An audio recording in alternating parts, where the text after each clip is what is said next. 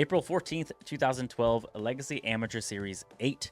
David Acosta, that's me, versus Victor Gonzalez. The guy was not very nice. It's been literally years since I've seen any of these fights, from my amateur fights to my professional fights to some of my higher end jiu-jitsu matches. It's been a long time since I've seen any of them, so we're gonna go over them together. I'm gonna watch a lot of these for the first time ever. I'm gonna show you a lot of like the behind the scenes stuff. Some of this stuff I have, footage of the walkouts from behind the scenes, not just the official footage and things like that. So we're gonna go over a lot of it. Starting with my first amateur fight. This one was a tough one because it lasted about 2 minutes. The whole video is 1 minute and 23 seconds. So you'll see how it starts. It threw me off. It was a horrible way to start a first amateur experience. So first, we're going to go over it. I'm going to go uninterrupted. I'm going to let you watch.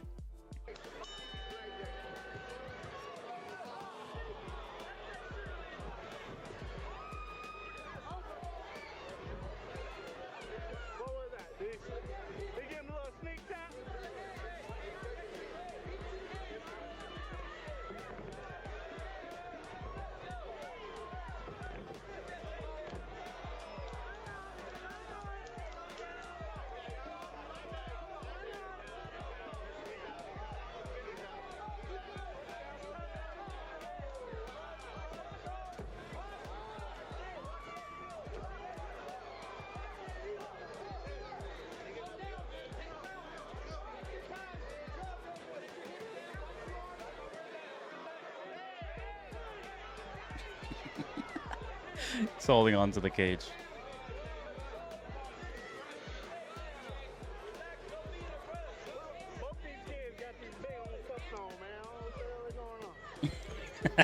He said both these kids got these big old cups on.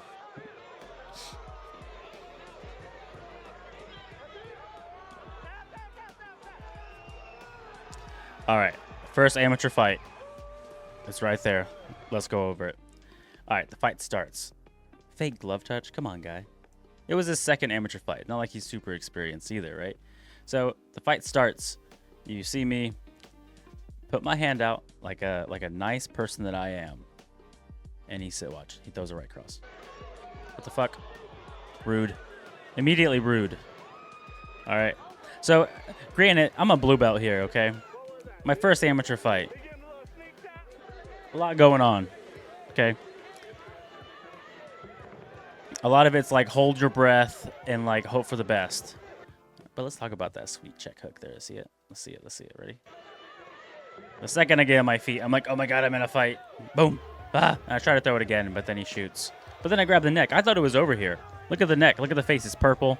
Look at the neck. It looks like it's going to pull his head off. My guard should have been higher or on his back so it's not slipping off his butt. And the honest truth of it, right here in this moment, I don't know what's happening. There's a lot going on. I'm confused. I'm like, I know I'm fighting, but everything is like muscle memory. And like, even at this stage, I couldn't tell you step by step what I was doing. It's over, and I'm like, I'm glad that went well. And then you look back at it like times like now, and it's just a blur. But yeah, so here I recover guard. The second I recover guard, you can feel immediately my jiu-jitsu is better. So I grab the arm. It's not at the right angle. And once he stacks back up, he puts me at the perfect angle. The dumbest thing you could do at that moment is try to attack. Don't do that. Fight the arm, because then it breaks. So, first amateur fight. What are your thoughts? Come on. My first amateur fight. What are your thoughts? Okay, it was hectic. After that first glove touch, it was like almost like hurt my feelings. So check out the weigh-in photo. Okay, a little embarrassing. It's fine. So yeah, that first initial glove touch was insane. Like, how dare you, right? Rude. And then everything else is kind of fine. Chaos. Just chaos. It's an amateur fight in Houston, right? We fought at the House of Blues. What a time. Just a crazy match. And, here, I felt like, look at that neck. This pulling the neck off. So when the guard is low on the hips, whenever you start to crank that guillotine, the hips can follow the pull of the neck. So then if the guard is higher on the back, it pushes the back down and the neck down, but you're arcing. So like the spine in the middle of the back is going up. You're kind of folding there. So, but if it's falling off the hips, then the butt can rise up, and then the pressure can relieve from the neck. He can kind of like start to spike his butt up and put his head down instead of pushing his butt down and his head down, kind of forcing that curve. So, you know, someone go tell me that 13 years ago. Anywho, the guillotine didn't go through. He slipped his head out. But you talk about like just the crappiest dude ever, right? He fake glove touched here, right? Fingers in the eyes.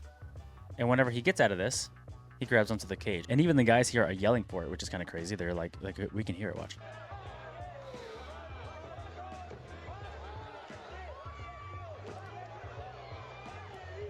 Right here.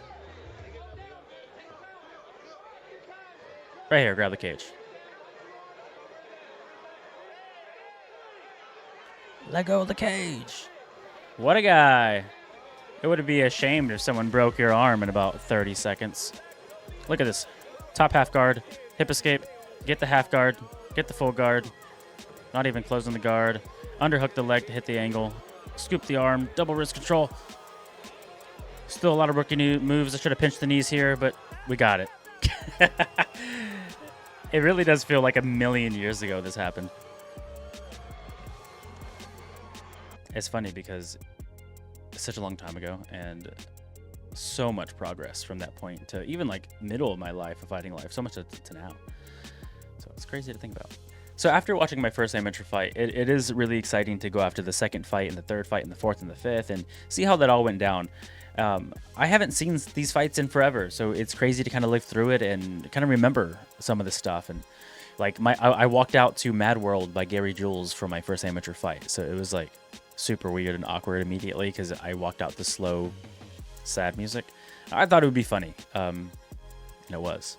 If you enjoyed watching old fights like this, I plan to make videos for all these fights, so if you enjoyed this, please leave a comment, like the video, let me know that you enjoyed it. And I know this is a short, sweet one, but I'm putting out 2 of these videos at a time, so if you're like, man, I liked watching that one, check out the next video. I'm going to tag right here, and if you are not a subscriber, let's subscribe right now. Right now is a good time. Subscribe.